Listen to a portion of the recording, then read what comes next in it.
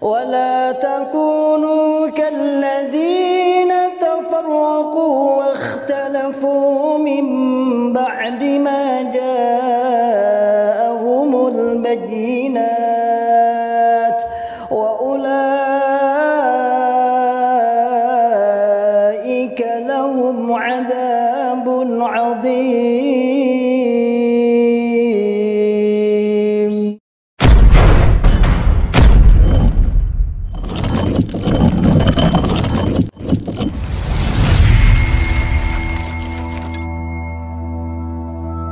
Singkat padat ya, tepatnya 3 sampai 15 menit. Jamnya di belakang saya ya, tidak bergerak, jadi saya harus sebentar-bentar buka HP.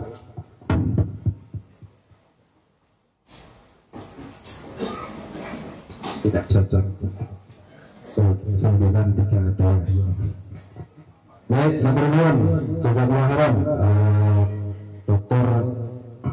Khalil Rahman ya.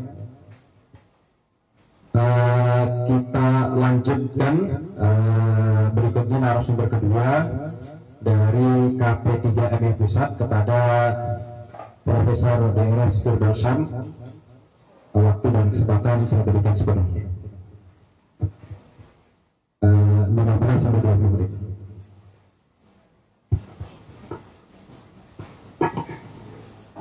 Terima kasih.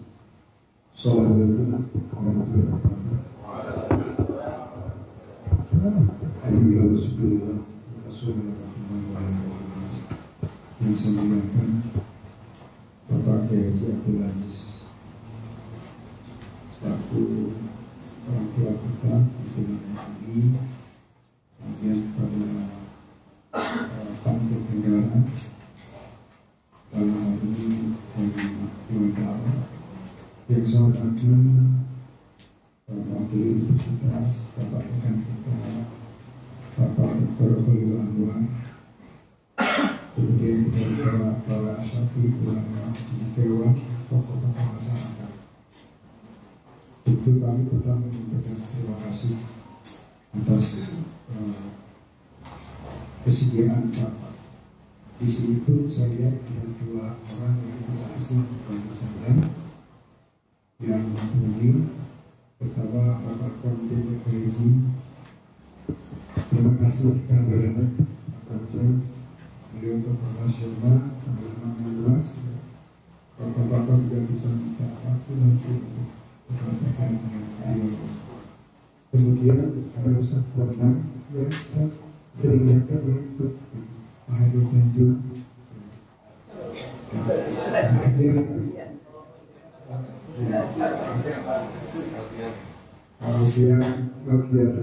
Beliau usahakan soal PKI kalau dengan sama beliau terima kasih sama-sama punya tugas dalam rangka menjaga maruah umat dan para hadirin sekalian. Saya diminta pembicara pertama, memang saya menyampaikan kepada rekan sahabat saya Pak D.J. dan Pak Yali, saya akan menyampaikan kerangka kerja perdakwaan MUI terhadap hal yang dilaksanakan pada hari ini. Komunikasinya perlu disampaikan, informasi agar kita bisa memahami. Setidaknya kita bisa menjadi orang yang sabar dalam berjuang. Karena saya sering ditanya bagaimana ini gitu ya. Nanti untuk hasil kajiannya dalam bentuk buku PAI dan Pak IDBG adalah langkah berikutnya setelah terbitkan buku ini, bagaimana kemudian mengelola RII, bagaimana yang ke depan ya, sesuai dengan arahan pimpinan MUI. Pertama saya sampaikan begini, pengalaman kami bapak-bapak, saya tidak menyebutkan secara rinci ya, satu ulama saja kepada bapak-bapak yang hadir. Persoalan jamaah aliran kelompok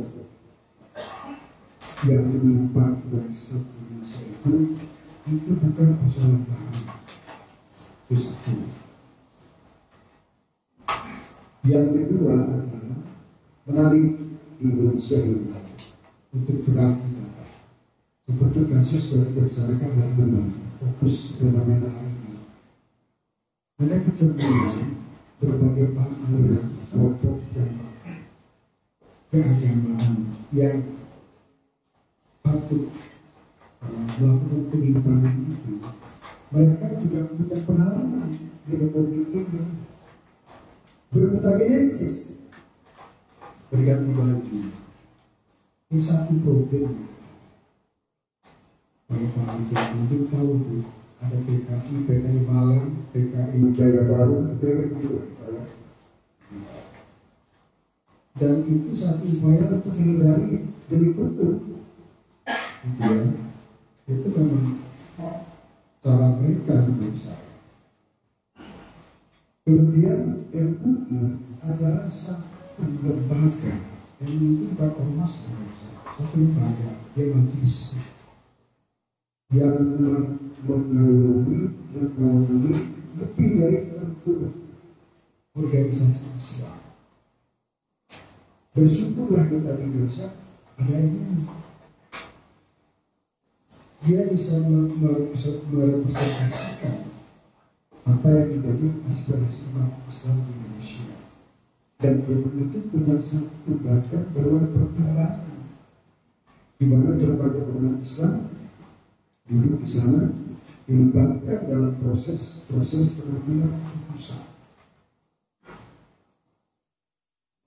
Fungsi dan tugas ilmu itu adalah pertama, dia memiliki fungsi sebagai khalifah ummah. Kemudian solidul ummah, himayatul ummah, seperti yang Pak Dekan tadi mengatakan. Sebenarnya adalah bagaimana melindungi ummah, menjaga ummah, melayani ummah. Ada kata-kata melayani. Kemudian bersama dengan pemerintah bersama-sama menegakkan kebajikan untuk mencapai apa yang menjadi cita-cita negara ini. Karena MUI ada di PDK Negara Kesatuan Republik Indonesia.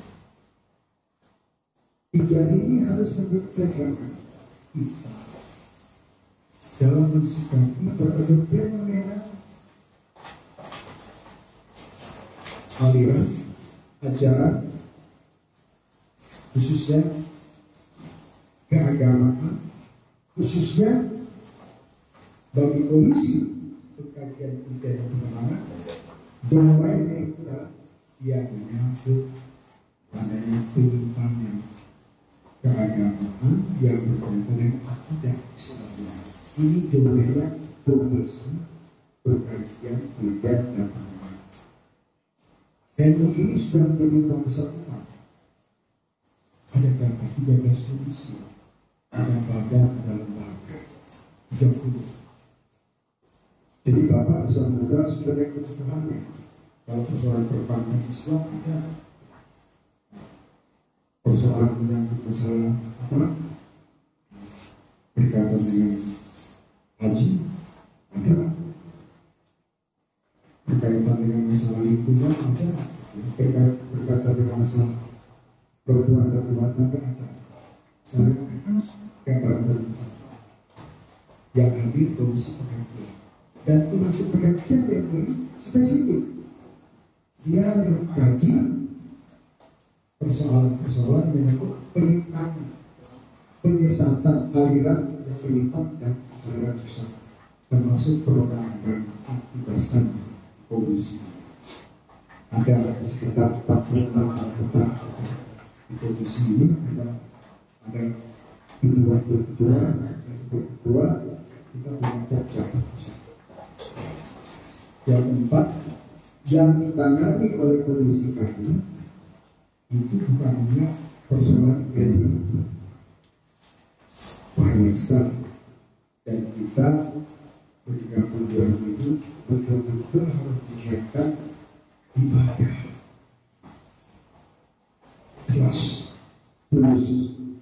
Kita wakafkan keahlian kita, profesi kita, memberi sumbangan kepada MUI untuk hidup lumayan Tuhan. Semoga orang ini orang yang berubah walaupun biasa. Ini penting sekali. Penduduk Indonesia itu 280 juta. Islam itu sekitar 87,1%, hampir 90%. Jadi sekitar 240 juta itu penduduk agama Islam. Kita terbesar. Dan di Indonesia ini satu-satunya negara di dunia itu yang memiliki ormas paling banyak. Karena saya dulu jadi dewan pakar itu ada 500.000 ormas per 24 akhir. 500.000 ormas. Saya pikir paling baik seberapa dengan sebelum lebih gak ada itu. Sampai 500.000. Di Jakarta 35.000 ormas. Lebih banyak ormas daripada RT. Itu. Ini memang umat Islam di Indonesia itu dengan tradisi bujuk betul. Kalau sudah kumpul pasti punya cita-cita. Dan kadang-kadang cita-citanya banyak Pak. Ini sedikit berbeda. Di ormas A jadi ketua umum, ormas B dewan pakar, ormas C pembina, ormas D penasehat. Kadang-kadang di ormas kan beda-beda ya visi misinya. Jadi saya bilang satu orang cita-citanya banyak, maunya banyak. Nah kadang-kadang karena maunya banyak itu mulai agak orang tua bilang tuh apa kalau belok-belok itu. Jadi pemikirannya kadang-kadang jadi belok-belok munculnya aliran sesat. Maka orang Indonesia itu ilmu otak-atik itu diatur. Jadi kadang-kadang agama punya otak-atik di visi masa. Saya pakai bahasa Jawa Pak ya. Karena walaupun di kampus ya sudah harus bapak-bapak semuanya para dosen ustaz. Nah, KP3 itu Komisi Pengajian dan Pengembangan MI itu dulu kan KP2 ya, sekarang KP3 mengkaji, meneliti, menindaklanjuti hasil penelitian tugas itu dan yang kita lakukan banyak aliran selama 4 tahun saja ahli PDI, Jamaah Islam, kemudian bahaya lingkungan berkehidupan, kemudian advice al-doktor.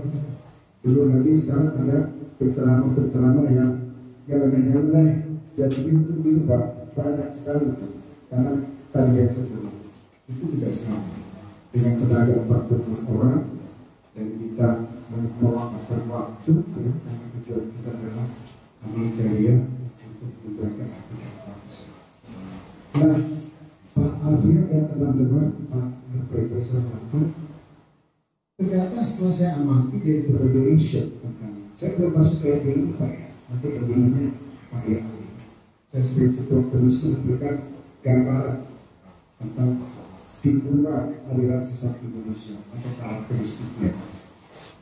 Yang pertama itu adalah yang perlu kita harus amati bahwa karakter munculnya aliran sesat Indonesia itu hampir sama. Kita teliti. Pertama, pendekatan doktrin. Ini jangan sepotong-sepotong Pak pertama. Hingga sampai pendekatan doktrin itu salah, tapi salah satu tujuannya pendekatan doktrin. Jadi one tracking kepada jamaah. Dalam bahasa Quran samina wato harus di apa kata imamnya, apa kata pemimpinnya, apa kata gurunya itu. Yang kedua, menanamkan kultus individu pada jamaah. Selalu. Ya. Nanti kita lihat hasil penelitian kita tentang LDI. Yang ketiga, imam atau guru atau pemimpinnya itu dalam ibadah dia menjadi penjamin keselamatan jamaah. Dari Pak Kiai pegang kunci surga gitu kan. Dia menjamin. Jadi ketika jamaah itu masuk dengan anggota jamaahnya sedang goyang Pak. Bapak tahu goyang kan? Kalau masyarakat perkotaan ada yang program itu. Lalu keluarganya mencari sesuatu yang dia mencari ketenangan, masuk ke dalam kelompok pengakuan, didoktrin. Wah, luar biasa. Ada yang dia kelas mana deher, tapi dasar agamanya lemah. Dalam tinggalan umur Yesus sekian dia mulai ingin dekat kepada Allah Subhanahu wa Ta'ala, tapi masuk ke dalam sebuah lingkaran jamaah tertentu yang kemudian dengan menyimpang. Nah, yang keempat, mereka saling berlindung melalui pendekatan komunikasi yang eksklusif. Makanya dulu jadi kawan kita Bapak Suji, kemudian Pak Yesus itu mengatakan inklusif. Tadi Pak Dekan malah mengatakan apa? Ya sudah biar di sini. Di dalam NKRI, justru kita dalam membuat baik, itu dalam eksklusif. Nah, aliran-aliran yang sesat itu betul-betul eksklusif. Yang kelima, memanfaatkan jamaah untuk digerakkan mendapatkan resource ekonomi melalui imam, diikat dalam bentuk ikatan kewajiban untuk memperkuat. Kalau pakai konsep sosiologi itu, ya itu dikatakan untuk memperkuat solidaritas kita. Diikat. Teorinya yang Burhan misalkan. Kemudian yang keenam ada 8 yang saya catat selama di KP3. Pimpinan jamaah memandang jamaah yang di luar kelompok itu adalah salah. Bahkan ada yang sampai mengkafir. Yang ketujuh, penyebaran dan perlindungan dengan melakukan pendekatan pengaruh memanfaatkan tokoh dan pejabat. Jadi kelompok ini dia untuk mendapatkan legitimasi, untuk mendapatkan kekuatan agar tidak mendapatkan perlawanan resistensi, dia melakukan pendekatan kepada tokoh-tokoh yang berpengaruh, pejabat. Sehingga saya ingat seperti zaman Belanda ya, politik etis, Belanda kasih kita titik ke pribumi seperti ini melawan politik balas budi. Jadi makanya disekan, sungkan untuk kemudian memberi nasihat dan peringatan bahwa ini menimpa, karena ada balas budi. Kemudian penyebaran bagaimana menjaga kepentingan kelompok jamaahnya, maka terhadap mereka yang dianggap melakukan tindakan resistensi. Jadi kalau ada jamaahnya yang sedang ikut karena ragu di luar, itu dilakukan tekanan psikologis, tekanan fisik, teror, ancaman. Bagi jamaah yang keluar itu berposisi status sosial yang tinggi, itu tidak masalah. Tapi bagi saudara kita yang berstatus sosial yang rendah, tingkat rendah, ekonomi rendah, jaringan sosial rendah, maka mereka jatuh. Bahkan hasil penelitian mereka tak mau menceritakan masalah ini problematiknya. Jadi Bapak jangan salahkan kalau ada jamaah yang dia keluar dari aliran sesat atau dia tidak berdaya, kemudian kita coba ekspor, dia tidak mau mengeluarkan pandangan. Itu ada persoalan-persoalan yang harus kita pahami, termasuk tekanan udara, psikologis dan sebagainya. Bahkan diputuskan dengan keramatan. Kalau itu saya kira mantan LDI sudah tahu semua. Bukan hanya jamaah yang ya, tapi bahkan dengan keluarga, dengan tempat ya, diasingkan gitu ya dan sebagainya. Apa yang bisa kita simpulkan adalah bahwa ini sangat berbahaya bagi ukhuwah Islamnya, ukhuwah watannya, ukhuwah basyariah yang itu justru menjadi pilar contoh umat Islam di dalam tatanan masyarakat internasional. Saya mohon maaf kalau mau proses ya kita. Mungkin Bapak bertanya kok katanya bicara ukhuwah sampai kita dunia. Jujur saja Pak, dari Sabang pada saya tidak saya sosiologi, umat Islam dunia berharap kepada umat Islam Indonesia untuk menjadi pemimpin. Timur Tengah sudah hancur Pak, Mubaizi, Irak, Syria, Libya, Libanon, Palestina, Mesir, negara Arab yang berdaya di bawah ketir Amerika. Harapannya di Indonesia, umat terbesar umat Islam satu negara akan menjadi Indonesia. Dan Indonesia dikenal sebagai umat Islam yang ramah, yang santun. Makanya MUI punya satu pegangan, kita berada di garis wasyatiyah dari Wasatiyah di tengah-tengah moderat umat Islam, moderat.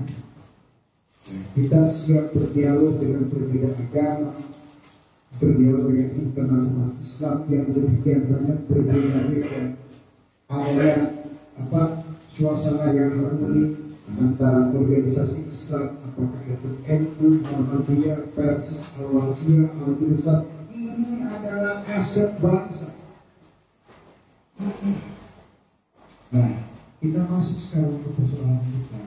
Jadi, ketika ada saudara kita, Pak kan bilang, saudara kita yang memang bermasalah, maka kita harus bagaimana meluruskan, bagaimana memberikan satu penjelasan kepada mereka agar kembali ke jalan yang LDII. Saya belum bicara di sini Pak, terkait hal ini. MUI itu sudah melakukan pengamatan terhadap LDII itu sejak tahun 2018. Ketika itu MUI membentuk tim peneliti. Kenapa ini kemudian dibentuk tim peneliti? Karena masyarakat resah. Jadi ada pengaduan dari daerah, itu dari ilmu daerah, pengaduan melalui media, itu terjadi konflik di bawah, ya, berbagai persoalan yang menimbulkan reaksi daripada agresif ketika di bawah. Maka MUI kemudian menurunkan surat keputusan membentuk tim peneliti yang pada waktu dibentuk oleh Bapak Ahmad Zahra sebagai timnya. Maka kemudian di 2018 kemudian dalam periode keputusan yang ketiga terakhir sekarang ini dari 2025 kita kemudian melakukan kajian hasil penelitian itu, maka kita punya bukti yaitu dengan melakukan hal ini konfirmasi dan verifikasi kepada pimpinan LDII. Jadi cara kita itu, jadi kita lakukan penelitian di lapangan, tetapi kita minta penjelasan kepada pimpinan LDII yang pada waktu itu di bawah pimpinan delegasi itu Pak Krisnanto. Sekitar 10-15 orang yang terjadi. Setelah mereka memberikan penjelasan bahwa kami seperti ini dan seperti ini, kami ingin melaksanakan paradigma baru, kita sudah ada data Pak. Ini kita sudah lakukan kajian data dan kami tanya kepada mereka, kemudian kami juga terbantu menanyakan kepada mantan LDII. Kita cross check, ini riset Pak, kita sudah melakukan. Jadi kita punya data kuat, kita kontrol. Ketika mereka mengatakan, Pak, kami sudah melaksanakan para apa? Kita punya data, yang bisa.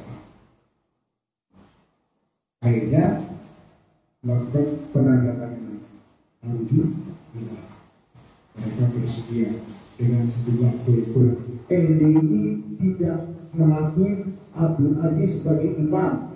Poin 1 ditandatangani oleh Pak Kris, tentu ya. Yang kedua, LDI mengakui belum melaksanakan paradigma baru.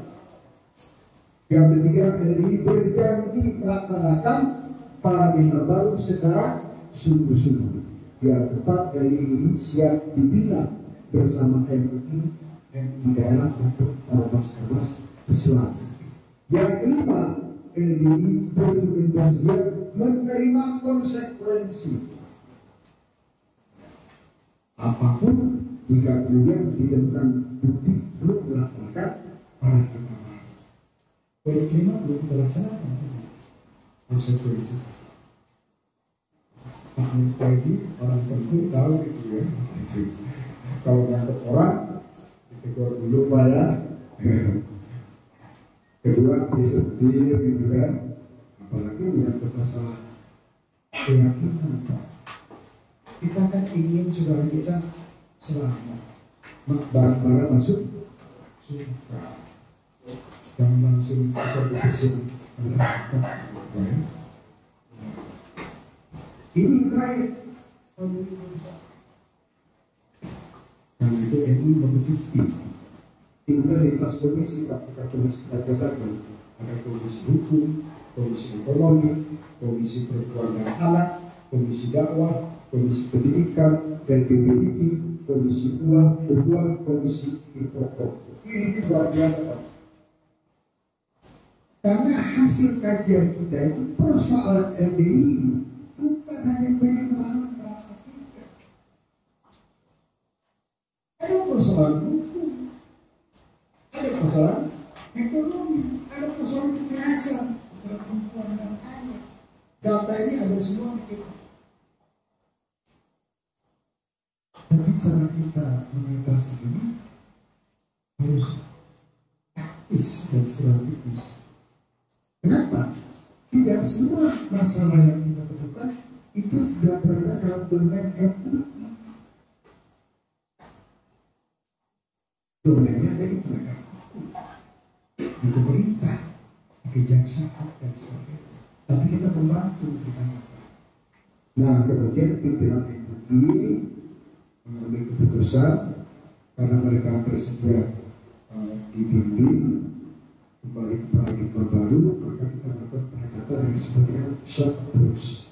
Pendekatan shock dulu itu tahun 2023. Nanti 2023. Ternyata kita turun ke lapangan, ke Wali Barokah, jadi itu apa?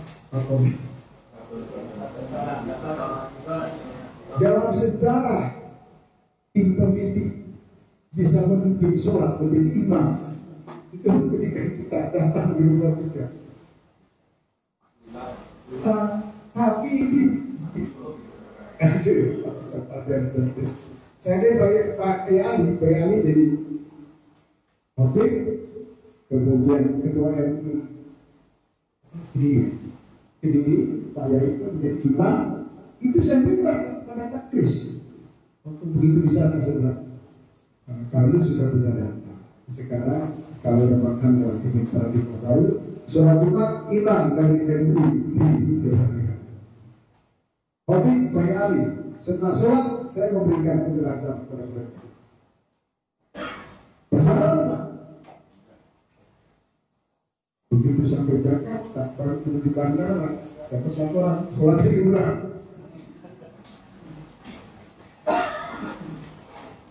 Dapat lagi informasi Pak, nggak apa-apa kalau sekali, jangan lebih 3 kali.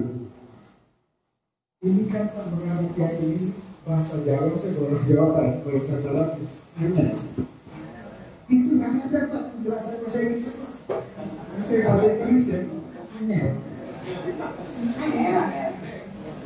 Saya dari kamu sudah ada. Kalian orang Indonesia Pak. Ya. Angel, beda dengan ribet. Ada bahasa Indonesia Pak, tapi angel itu kekayaan bahasa Sunda, bahasa Sumatera kita tuh kadang-kadang tidak bisa dijelaskan, bisa dirasa, tapi lebih baik itu ngerasa dulu, jelas dulu. Tapi nyambung masuk hati. Nah, sehingga saya paham suatu ketika saya dikontak sama teman-teman di Pak ini jadi imam. Dia itu sekali, kebakar sekali. Oh, di finisnya memang mereka mentoleransi 3 kali. Karena ada informasi ya, kok nggak 3 kali gitu Pak. Jadi kan dari pendidik itu suka merangkaikan Pak, pasal itu merangkaikan.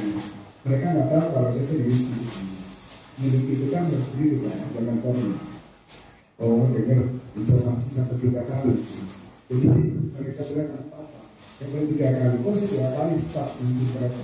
Jadi masalah nggak 3 kali gitu kan. Oh benar ini, kan begitu ya. Kalau kita begitu kan ada skeptis dulu. Jadi baru 3 kali, ternyata yang 2 kali jadi begitu ya, 3 kali, dan lebih 3 kali. Nah, dan kemudian tim peneliti merasa kita harus melakukan breakthroughs, terobosan dengan segala keterbatasan ini, segala keterbatasan ini hasil penelitian ini jangan disimpan, kita tidak berpikir. Di dalam kita kerjasama dengan teman-teman, ya, yang ini mereka yang akan bagaimana mengatasi ini. Jadi kalau ini jalan yang ini Pak, jalan yang agak panjang, tetapi ini lebih strategis. Ternyata yang tidak mangkal dengan persyaratan ini, ya, untuk kemudian tidak boleh diganggu, bukan hanya orang ini Pak. Masyarakat juga banyak. Saya ini jadi dosen di kampus saja ada masalah, Pak ngapain sih kalian ini LDI? Padahal itu kalau LDI kan menyangkut soal HAM, ini problem Pak. Oleh kami saya katakan lakukan sosialisasi pertama kita jelaskan dulu masalahnya ya. Dan pihak sana kan sangat berusaha melakukan pendekatan pada pejabat dan pokok sehingga publik melihat masa ini tidak ada masalah. Jadi tidak baik, padahal ini ada masalah. Nah ini salah satunya ini. Ini kita lakukan sosialisasi melalui perdebatan ilmiah kajian sehingga masyarakat kelas menengah paham, bukan saja tahu tentang ini, dia paham tentang ini proses apa. Kalau demikian, terakhir dari saya, MUI memberikan satu target. Jadi diberikan tugas komisi dakwah, pembangkangnya Pak ini si sebagai pangkal khusus Panglima Komando Operasional. Beliau diberi waktu dibantu dengan lintas komisi itu melakukan pembinaan. Nanti bapak-bapak akan menjelaskan pembinaan. Kayak hari itu menjelaskan isi itu, Pak Yeji ini menjelaskan pembinaan. Diberi batas waktu sampai bulan Desember 2024. Nah kalau ini kita nanti ketemu berapa lagi? Kalau nanti ngeyel, hanya di atasnya ya, baru kelima Pak. Pemerintah juga mendukung pasti ya, karena wilayah itu yang fatwa. Kalau fatwa turun, eksekusinya siapa? Bukan yang MUI kan? Eksekusi kejaksaan, dilarang, dilakukan baru apa polisian. Itulah organisasi negara. Jadi jangan kita mengeksekusi sendiri, karena itu kita membuat korban, kerusuhan, kekerasan, pada pilihan. Jadi kita sebagai sebagai ulama, sebagai pejabat, sebagai ustaz, sebagai dosen yang memiliki pemahaman agama dan pendidikan, pada kasus seperti ini harus diribut bahwa muncul biasa, wajar hidup bila biasa. Ternyata kan banyak yang keluar dari agama. Kami mohon doa atas bantuan bapak-bapak, ormas-ormas Islam dengan jalan yang lurus, kita istiqomah, insya Allah. Dan satu hal yang saya sampaikan seperti ini, kita kalau menghadapi suatu munkar nggak boleh takut. Yakin Allah lindungi kita. Itu saya ingin sampaikan. Kadang-kadang saya agak ramah juga sama teman-teman di bawah. Pak nanti ada namanya dari kalau kita bilang sudah ingin menjadi tujuan harus ya Pak. Tapi kalau kita sering mengatakan diri kita ikut membela agama kita, melindungi umat dan kita punya yang ini, ya kita mengatakan ini Pak di MUI itu jangan dikira sebagai ulama kiai Pak. Saya tidak perlu mengumumkan kiai Pak. Mungkin saya akan diisi. Saya profesi saya lebih termetodologi. Saya ahli ke pastor. Nah, di sini dakwah. Di MUI itu banyak kali memang harus selalu mendukung karena itu ada Islam juga. Nah, saya lakukan itu yang saya. Pak cenderung tak memiliki yang tidak betul-betul bagus gitu, tidak sungguh dan sebagainya. Karena ini menyangkut masalah keagamaan, salah meliti, mungkin orang salah, kita dosa. Jadi harus betul-betul. Barangkali itu dari saya, Pak Moderator, saya tutup dengan pantun ikan sepat, ikan habis, ikan lele, ikan panas. Jadi sepat, ikan habis, gak berkeli-keli, tapi serius. Assalamualaikum warahmatullahi wabarakatuh. Baik, jazakallahu khairan kepada Profesor Firdaus Syam ya. Saya yakin sebenarnya banyak hal ingin disampaikan ya, tapi karena waktu yang terbatas ya, jadi harus dipadat-padatkan ya, dipadat-padatkan pun juga ternyata susah untuk memadatkan karena saking banyak dan pentingnya permasalahan yang harus disampaikan. Baik, kita langsung melanjutkan ke narasumber berikutnya, narasumber yang ketiga, yaitu kepada beliau Bapak Dr. Ali N. Abdillah, MA, sama dari KP3MI Pusat. Waktu saya berikan kurang lebih selama 15 menit.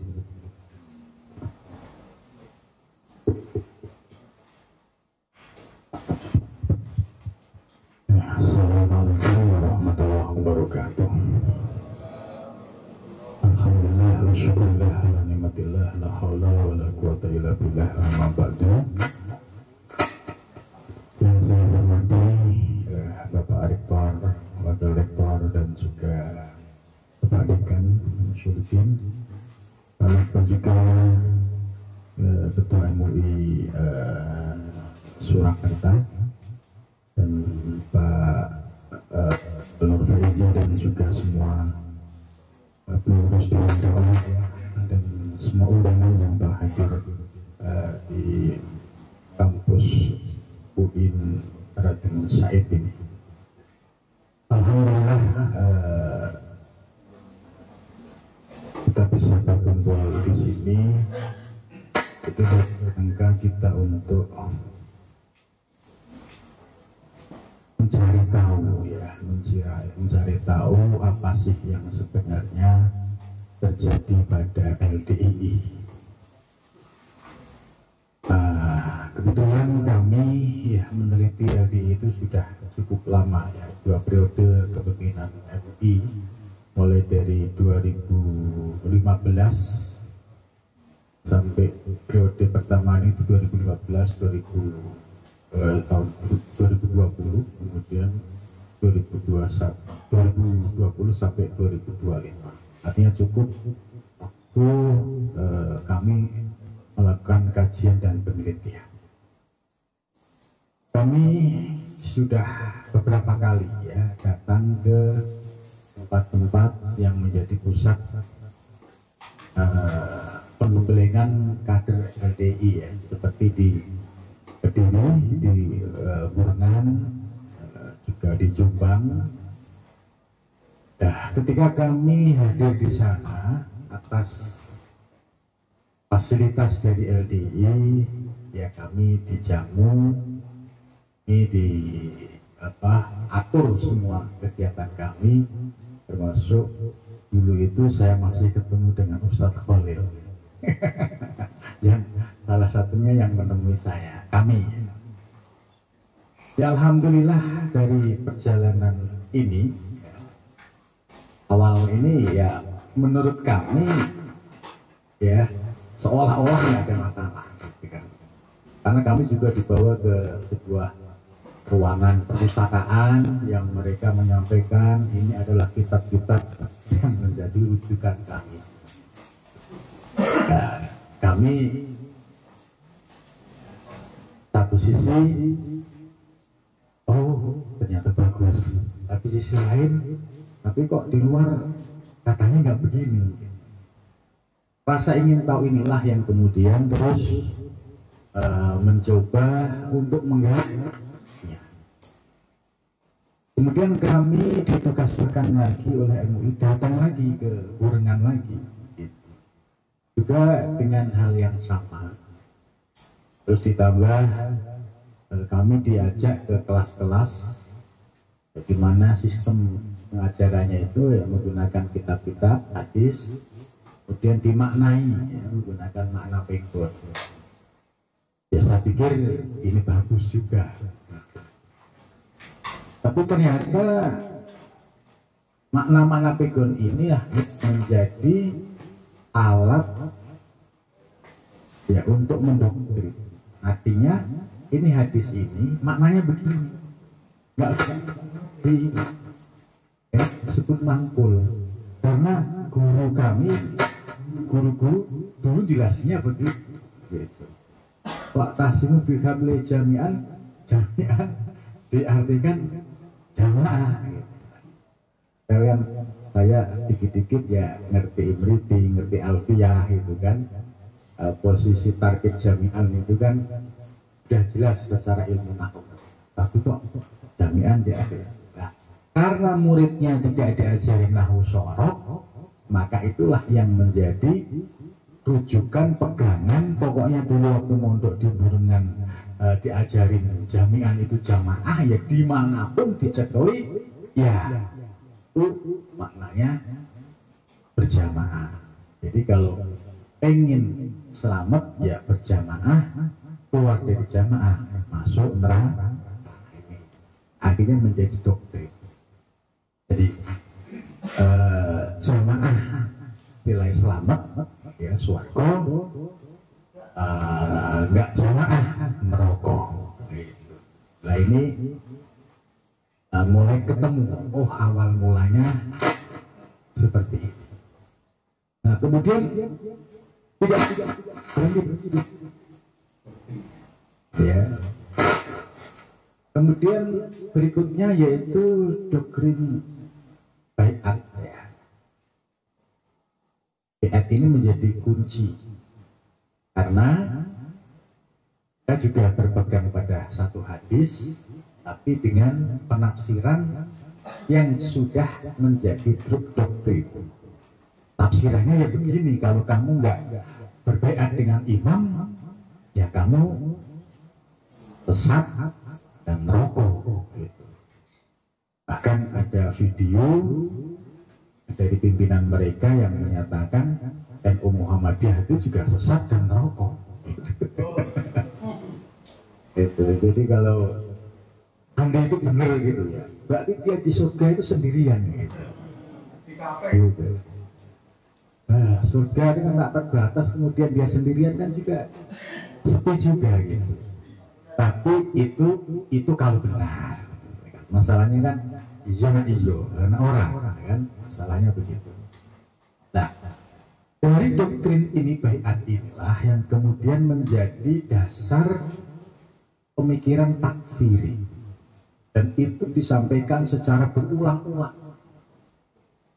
Itu siapapun yang nggak baiat sama imam, ya hukumnya kafir. Kalau kafir masuk neraka. Dari inilah kemudian mereka membuat strategi dengan bikin pagar-pagar, ya. Tidak boleh ngaji dengan ustadz di luar ustadz mereka, ya, karena tadi khawatir pemahamannya goyah dengan mendapatkan informasi baru. Kemudian selanjutnya pembatasan yang ketat lagi ketika ada suami istri yang sudah menikah, terus keluar salah satu, wajib untuk paksa cerai. Dan ini kasusnya cukup banyak. Jadi ini yang dampak dari doktrin imamah, ya, itu ternyata dampak sosialnya cukup besar. Masuk ya, dampak apa itu persekusi dan kekerasan fisik, ya. Dan ternyata kekerasan fisik itu masih terjadi sampai sekarang, ya. Kemarin dapat info di daerah Surabaya atau mana, ada seorang bapak yang keluar dari LDI kemudian dibanting oleh anaknya. Ini kan kalau nggak punya mindset takfiri nggak mungkin. Bahkan itu tuh selangkah lagi sudah membunuh, gitu, kalau dibiarkan. Nah, kemudian ditambah lagi, ya, mereka selalu berupaya melakukan yang istilahnya strategi untuk merayu berbagai macam pihak dengan mempromosikan bahwa kami ini sudah baik loh, sudah bagus, kami sudah tidak mengikuti ajaran agama. Dan promo seperti itu. Sementara kami melihat data di lapangan, itu tidak seperti itu. Maka ketika mereka diajak diskusi, diajak forum-forum terbuka seperti itu pasti sulit untuk bisa hadir.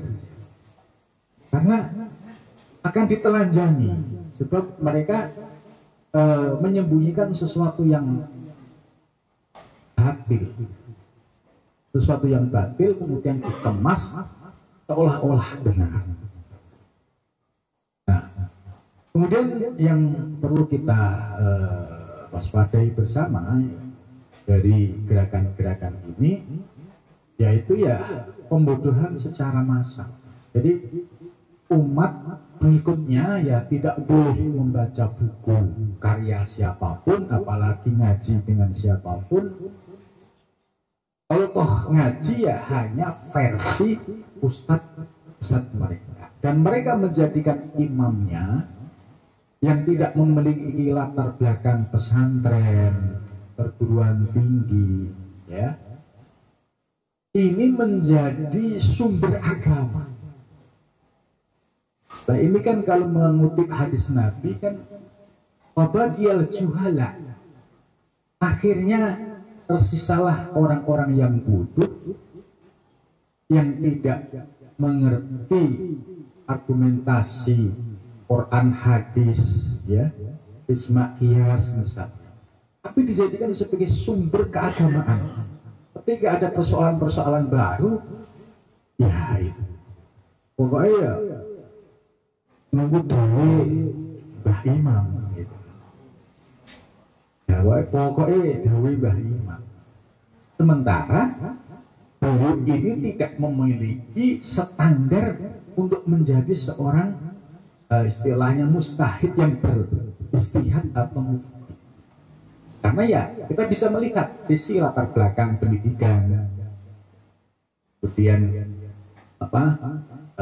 dari sisi itu pun sudah kelihatan. Maka wa'aftu bi ghairi ilmin, dia akan berfatwa, dia akan berpendapat tanpa ilmu. Nah, ini yang sangat menyesatkan itu. Maka ya apa yang kita lakukan ini tidak lain sebagai dakwah untuk memberikan pencerahan bagi orang yang ingin terselamatkan, ya misalnya ngintip-ngintip di YouTube, ya bener nggak sih ini, kok bener, kok nampaknya bener juga ya. Terus mencoba mencari perbandingan lagi, kok ternyata di sini tidak sama dengan. Akhirnya muncullah ya teman-teman yang aktif di sana dan merasakan ya doktrin LDI, akhirnya diberikan keterbukaan oleh Allah, ya bisa melihat yang hak secara hak. Nah, dakwah inilah yang harus kita sampaikan, ya, baik kepada orang-orang yang masih ada di dalam, ya harapannya mereka terbuka wawasannya. Ini loh Islam yang sesungguhnya itu nggak seperti itu. Kamu itu didoktrin dengan ini, tujuannya ya, tujuan akhir dari semua doktrin itu ya, kalau kita simpulkan ada di Isrun. Isrun itu ya iuran secara rutin, ya tanpa ada melalui kelembagaan, ya seperti lembaga amil zakat dan sebagainya gitu. Nah ini menurut saya yang ujung dari sebuah doktrin itu berakhir pada kepentingan ekonomi. Maka ketika jamaahnya itu ya mantuk-mantuk saja, nah ini ya peluang masih ada. Tapi kalau ketika jamaahnya sudah mulai kritis, jamaahnya sudah mulai memberanikan diri, nah, itu resikonya ya semakin mengalami penurunan ya jumlah jamaah. Dan dampak dari gerakan penyadaran ini yang ternyata cukup luar biasa, ya. Orang-orang yang akhirnya mencari jalan kebenaran. Ada beberapa kasus yang saya tangani, ya, yaitu ada seorang mahasiswa, dia punya bapaknya Muhammadiyah, kemudian ibunya itu ternyata ikut pengajian LDI. Anaknya stres karena tiap hari bapak ibunya yang ada hanya berantem. Ibunya menganggap bapaknya itu masih kafir, gitu kan? Tapi dalam satu rumah tangga. Terus saya dipanggil oleh MUI untuk menjelaskan. Akhirnya tak kasih buku yang dibikin oleh Komisi Pengkajian Penelitian. Mereka bertanya anaknya, Pak, yang sebenarnya ajaran elit seperti apa sih? Nah, kalau terus mau tahu, ini 12 penyimpangan-penyimpangan yang ada di LDI, inilah yang menjadi akar masalahnya di sini. Nah, kalau itu anaknya bisa rabu, ini dari MUI sudah membuat buku dan ini sudah ditemukan 12 poin, ya, di antara penyimpangan-penyimpangan ini. Ibu tetap di LDI atau ikut MUI? Ya, terus jawab, saya ikut MUI. Akhirnya rangkulan, ya, anaknya saking senangnya. Kemudian setelah itu bapak ibunya juga rangkulan, saling memaafkan. Jadi artinya buku yang dibikin oleh tim ini memberikan manfaat cukup praktis bagi orang umum. Kalau pengen tahu apa sih masalah LDI, ya baca buku itu. Kemudian yang terbaru, ya ada yang nulis di email MUI, kemarin dikirim ke saya. Ada seorang mahasiswi di Surabaya, dia sedih, ya kan? Karena bapak ibunya itu jamaah LDI. Sementara dia ini sudah mulai paham. Memang ya dia merasakan nggak boleh ngaji ke sana kemari, tapi dia di luar itu nyari pengajian lain, ya. Terus akhirnya dia mulai memahami, oh iya berarti ini nggak benar ini. Terus akhirnya mungkin dia istilahnya punya pacar yang dalam proses untuk proses ya nikah, konsultasi dengan MUI. Pak, bagaimana kalau bapak saya tidak mau menikahkan saya? Karena calon suami saya ini dia orang non LDII. Kemudian sudah saya jawab ya, dan akhirnya anaknya ini sudah ya, oh terima kasih ya, bahwa di dalam Islam ini ya tidak, istilahnya ada masalah itu diselesaikan, bukan mempersulit di dalam mencari solusi dalam masalah itu.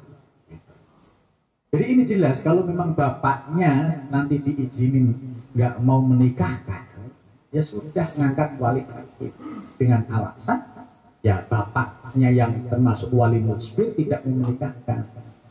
Apa alasannya? Ya, doktrin LDII bahwa suaminya yang sebenarnya ya bersyahadat, ya berislam, karena tidak baiat dengan imamnya dianggap masih. Jadi dampaknya sampai seperti itu.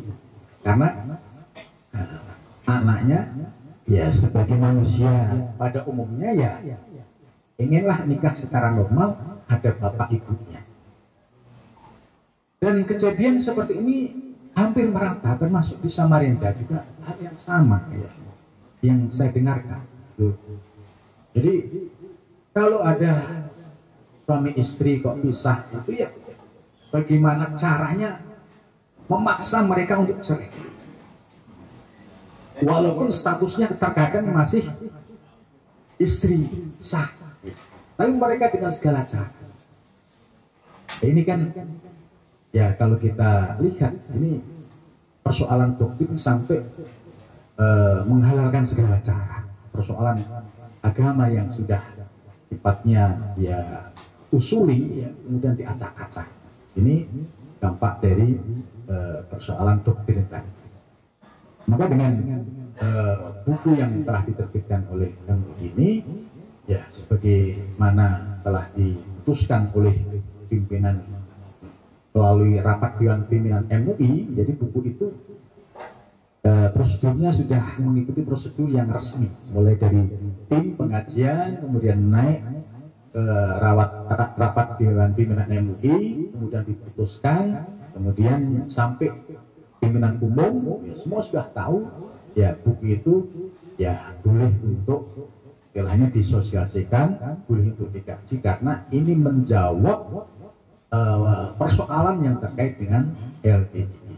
Maka mudah-mudahan dari bedah buku ini ya, paling tidak memberikan ya dampak positif bagi orang yang mau masuk dengan baca itu ya nggak jadi, atau yang sudah masuk kejegur dengan baca itu mudah-mudahan diharapkan bisa mentas, bisa berubah.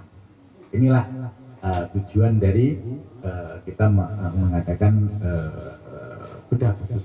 Ya. Kemudian selanjutnya posisi penelitian LDI ini itu dari tim kami sudah selesai.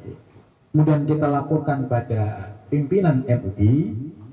Setelah itu tahun 2021 ya, tahun 2002 di Mukernas MUI seluruh Indonesia itu juga diputuskan bahwa MUI memutuskan LDI masih dalam pembinaan. Terus diputuskan waktu itu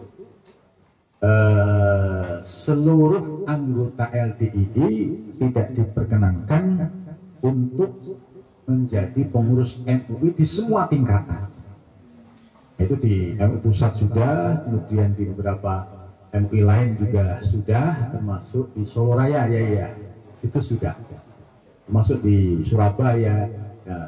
Tapi memang LDI juga pintar juga, dia mencari celah, kira-kira ada mau nggak yang diajak untuk negosiasi gitu. Tapi kalau kita punya prinsip ya insya Allah kita akan bicara yang hak ya dengan cara yang hak gitu. Nah, Terus 2023 kan, ya itu juga diputuskan yang sama, masih dalam pembinaan. Tapi pembinaan 2023 masuk 2004 ini yang terakhir. Nah, sebagai ketua tim pembinaan yaitu Yai Jubaidi, ya kami dan Prof. Itu sebagai timnya. Nah, ini waktunya tinggal bulan Desember. Maka nanti hasil kajian kami di lapangan, laporan-laporan MU dan laporan-laporan fakta-fakta yang ada di lapangan nanti akan kami kumpulkan dari tim yang dipimpin oleh Kiai Jubaidi. Inilah yang nanti akan memberikan laporan kepada pimpinan. Nah, selanjutnya setelah kita meyakinkan dengan fakta-fakta data-data, ya selanjutnya terserah pimpinan apakah didisposisi ke komisi fatwa, berarti akan berakhir dengan fatwa. Ini ya kira-kira akan datang itu seperti itu. Jadi ya sudah paham lah, pasti mereka itu ya melakukan berbagai macam segala cara, tapi ya kita ini sudah tahu bahwa ini ada penyakit ya. Kalau dia mau itu dirangkul ya, penyakitnya ini disembuhin dulu gitu. Maunya dirangkul tapi penyakitnya diumpetin gitu. Ini yang agak menjadi problem di situ. Nah, mudah-mudahan dari kajian buku ini ya bisa memberikan manfaat untuk selanjutnya pembahasan soal pembinaan nanti akan disampaikan secara teknis oleh Yai Jubaidi selaku ketua Komisi Dakwah Majelis Ulama Indonesia Pusat. Terima kasih. Dari saya, assalamualaikum warahmatullahi wabarakatuh. Waalaikumsalam warahmatullahi wabarakatuh. Baik, jazakallahu khairan atas pemaparan yang sudah disampaikan oleh Bapak Dr. Ali M. Abdillah. Kita lanjutkan berikutnya pemaparan dari narasumber keempat, yaitu dari Bapak Kiai Haji Ahmad Jubaidi selaku Ketua Bidang Dakwah MUI Pusat. Kepada beliau waktu saya berikan kurang lebih selama 15 menit.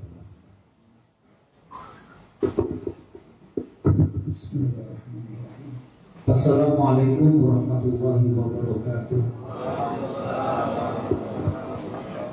Bismillah, alhamdulillah, wassalatu wassalamu ala rasulillah wa ala alihi wa sahbihi wa mawalah.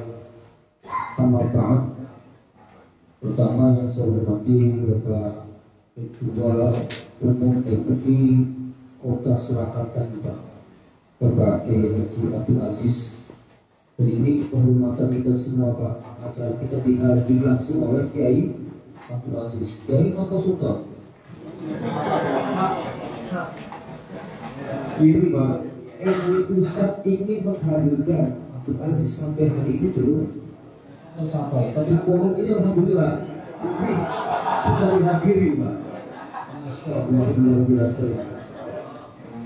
Berkah mudah-mudahan ya, mudah-mudahan dari pertemuan sore ini menghasilkan hal yang positif yang bisa berubah ya para ulama teman-teman RDI dan betul-betul menuju para baru yang dapat dilakukan di lapangan. Yang saya hormati Ketua Dewan Dakwah Islamiyah Kota Solo ya, Kota itu apa? Solo Raya. Ya, rekan kami Bapak Salahuddin Sutowijoyo, juga yang saya hormati Bapak Rektor UIN Surakarta yang diwakili oleh Bapak Dekan Bapak Dr. Khalil Rahman MA yang sudah mungkin sedang istirahat atau ngopi dulu. Yang saya hormati Bapak Dekan juga sebagai wakil Pak Rektor. Jadi Pak Rektor yang kita hormati yang mewakilkan juga Pak Dekannya yang merupakan wakil dari Mas juga. Serta teman-teman semua dari Jakarta, Pak Yai Alhamdulillah, Pak Prof. Itu Pak. Untuk masih bermain juga lupa. Serta tak lupa pada para senior semua di forum ini, dan alhamdulillah ada juga Pak Komjen Pol Purnawirawan Pak Nur Fauzi, ya. Saya menyarankan juga Pak Alfian Tanjuru, dulu teman saya di Komisi Dakwah di era Pak Kim Samsudin ya Pak ya. Alhamdulillah saya masih bertahan sampai hari ini, dan beliau memilih jalan dakwah sendiri. Dan alhamdulillah lama tak jumpa di sini. Ini luar biasa kan. Baik terkait dengan apa dan bagaimana LPI serta bagaimana strategi pembinaannya dari Pak Yai Firdaus, Pak Yai Alhamdulillah sudah diceritakan semuanya. Dan saya kira itu sudah menjadi catatan kita yang tidak diragukan lagi. Memang amalia yang kita katakan ya tidak sesuai dengan prinsip Al-Quran maupun Sunnah Rasulullah itu memang terjadi di sana. Atau katakanlah amalan-amalan Islam jamaah yang telah difatwakan sebagai amalan yang tidak sesuai dengan Quran dan Sunnah itu sudah sejak tahun 78 ya kan, dan kemudian LPI ini sebagai organisasi baru yang deklarasinya seolah-olah tidak meneruskan itu, sehingga pada tahun 2006 diterima ini sebagai salah satu keluarga besar ya, dengan catatan betul-betul rujuk ilal haq. Tetapi sudah dikisahkan tadi oleh bapak-bapak ini, apa yang sudah mereka deklarasikan itu di lapangan masih belum sepenuhnya terwujud, yaitu kami hanya melihat retorika elit saja. Di grassroots belum ada terjadi apa yang disebut dengan al-rujuk ilal haq. Namun kami juga tidak gegabah dalam memutuskan ini. Artinya kami tidak akan menyimpulkan bahwa masih begitu semua, juga tidak, tanpa ada data yang kuat. Maka dari itu tadi disampaikan Pak Ali, MUI Pusat kembali membentuk tim pembinaan LBI. Ya, tim pembinaan ini cara kerjanya tentu sudah berbeda dengan yang sebelumnya. Sebelumnya dia begitu seperti ini, dan kita pun sudah membuat jadwal khutbah Jumat untuk di LPI yang dicatat serta khusus Pak, dan kami tawarkan, ternyata juga ditolak karena itu mereka menganggap bahwa itu merupakan privasi mereka lah ya. Walaupun mereka mengatakan membandingkan masa itu NU juga NU model dia, tapi kalau mengatakan kalau di NU ada tamu mau ada masalah disisipkan gitu.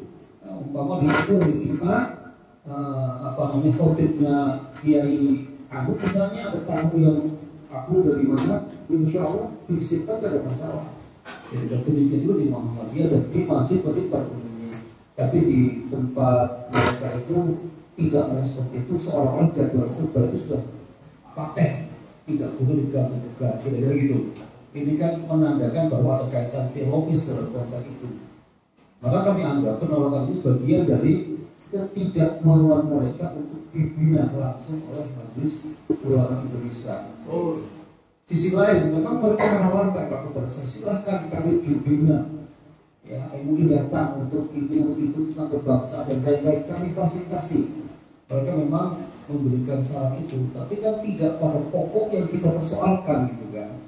Nanti kita khawatir justru kehadiran kami akan kapitalisasi ya, di posting-posting seolah-olah kami mendukung atau di belakang teman-teman LDI ini.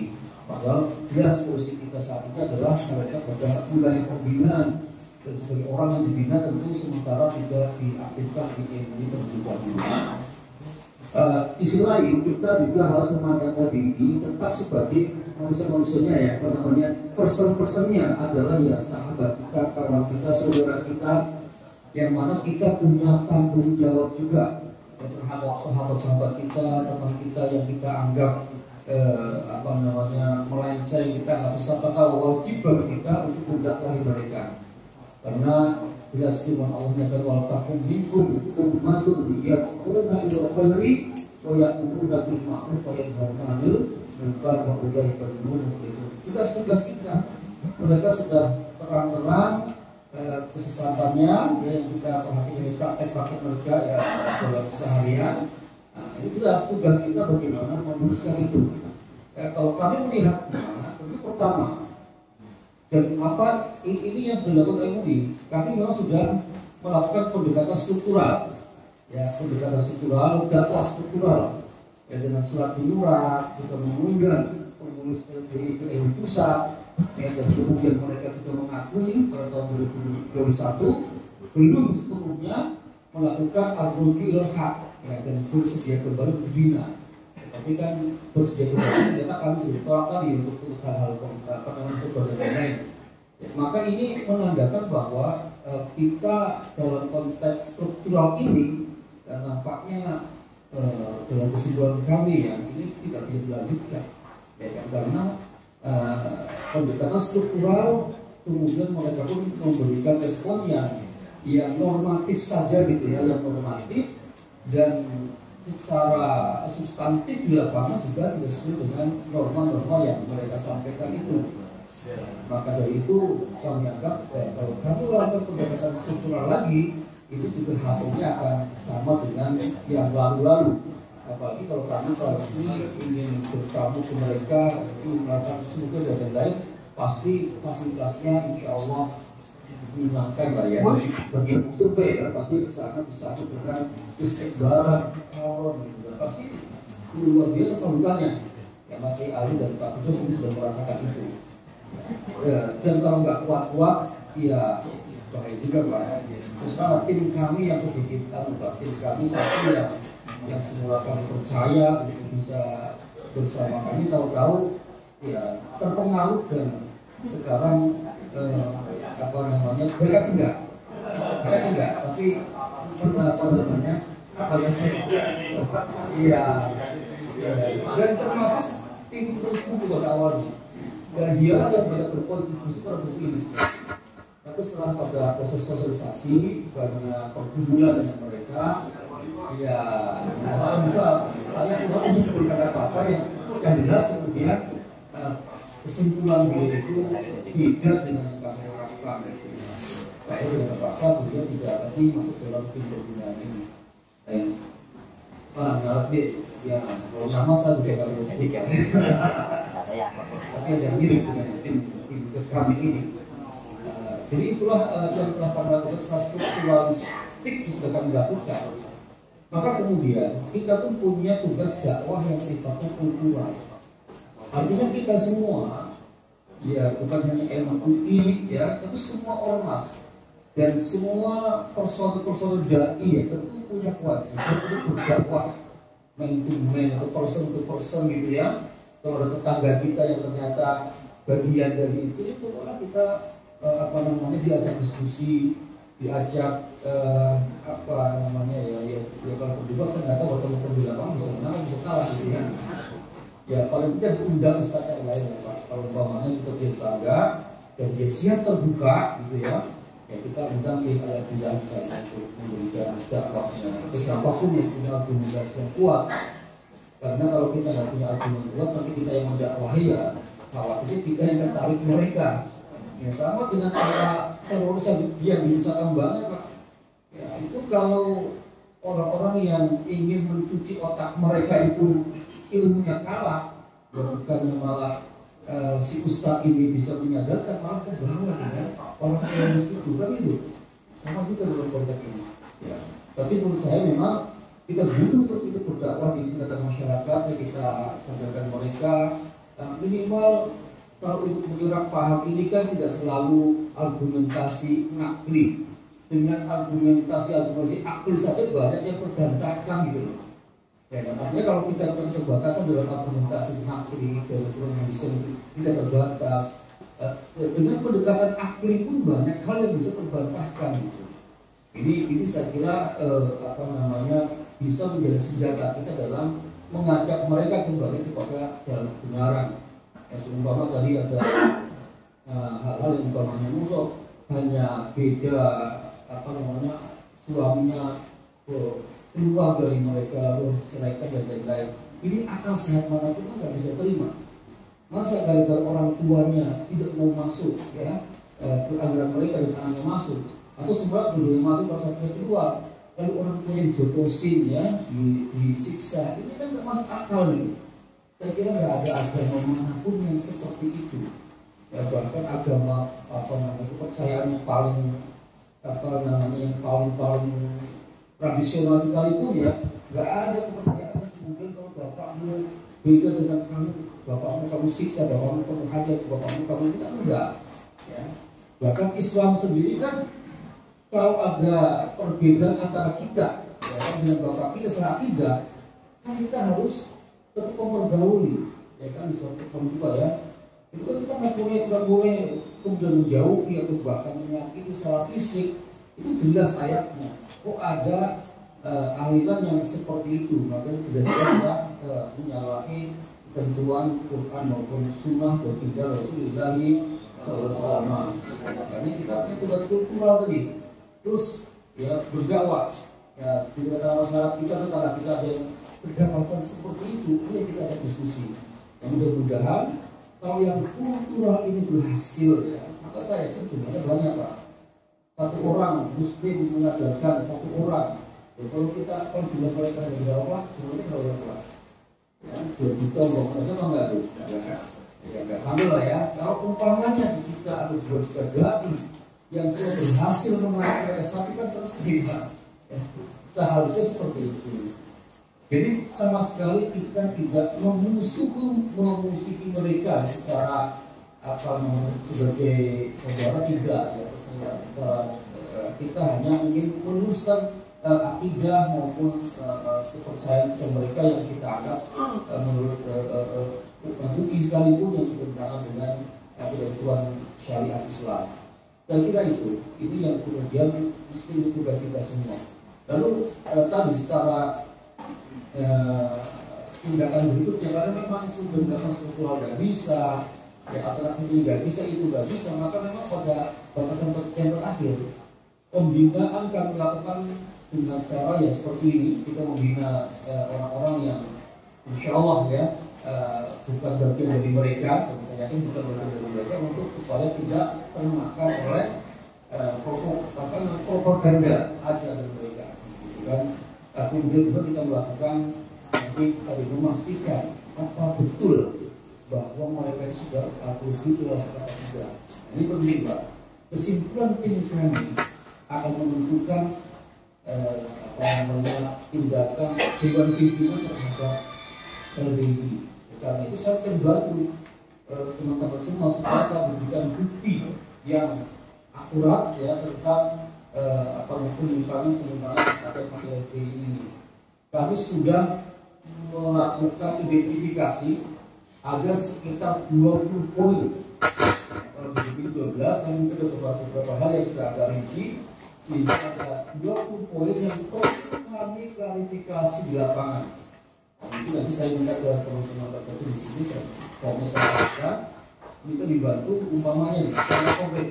Kalau selama ini kita mengatakan bahwa mereka kalau kita datang ke masjidnya, ya, lalu kita keluar maka bekas kaki kita itu dipel. Ini kita bukti konkret Pak. Ini bukti konkretnya Pak, atau fotonya atau apanya gitu ya. Tujuan kami satu miliar cuma kan dewan pimpinan. Karena dewan pimpinan juga kalau kita macam-macam Pak. Masyarakat ada pengen konkret bukti, ada yang sudah yakin walaupun tidak lihat langsung dari penuturan banyak orang gitu ya. Maka saat itu hanya dengan bukti yang kuat dan akurat tentang bisa mampu menyatukan pemikiran, persepsi semua teman-teman yang ada di MUI. Ya mohon dimaklumi, MUI ini bukan satu organisasi, bukan satu kelompok, tapi di dalamnya terdiri dari ya kalau dari Pak Yai Firdaus mengatakan 60, tapi beberapa kali diucapkan sekjen, sekarang sudah ada sekitar 80-an ormas bergabung di MUI. Nah, untuk menyatukan persepsi 80 ormas ini kan sesuatu yang berat ya, artinya harus membuat sebuah bukti yang susah dibantahkan. Makanya ya masyarakat ya kalau proses fatwa sebenarnya tidak akan menyalahkan MUI secara kelembagaan, Terus kan begini, ini gimana sih persoalan kayak gitu, wah sekali gitu kan. Masalah tadi, karena banyaknya orang, banyak perbedaan pendapat, sehingga apa namanya jangan sampai fatwa itu keluar dan itu menjadi polemik di kalangan NU sendiri. Itu sangat dihindari. Hampir semua fatwa yang dikeluarkan MUI adalah hasil kesepakatan dari semua ormas yang ada di dalam Majelis Ulama Indonesia. Kalau saya sering dengar dari Komisi Fatwa, kalau ada satu saja orang yang keberatan, itu akan ditunda kembali rapatnya. Tidak jadi disahkan pada hari itu sampai semua bulan. Ya kalau bahasanya sampai ijma di tingkat itulah ya, ijma di tingkat MUI gitu ya. Atau ittifaq di tingkat MUI. Sehingga tidak ada fatwa kemudian ada orang MUI yang ngomong saya nggak setuju dari itu dibilang ini ada normatif fatwa itu sendiri. Dan inilah bapak semuanya yang sedang kami lakukan, dan itu kami sangat membutuhkan bantuan dari bapak semua yang untuk memberikan bukti digital itu, supaya rekomendasi kami kepada Dewan Pimpinan adalah rekomendasi yang tepat, akurat, dan didukung dengan evidence yang kuat. Jadi itu dari saya. Mudah-mudahan langkah komunikasi dan kita ya berdakwah kepada sahabat saudara kita dan mereka mau kembali kepada jalan yang benar. Demikian dari saya, kalau berdoakan bila itu budaya Waalaikumsalam warahmatullahi wabarakatuh. Baik, alhamdulillah kalau keempat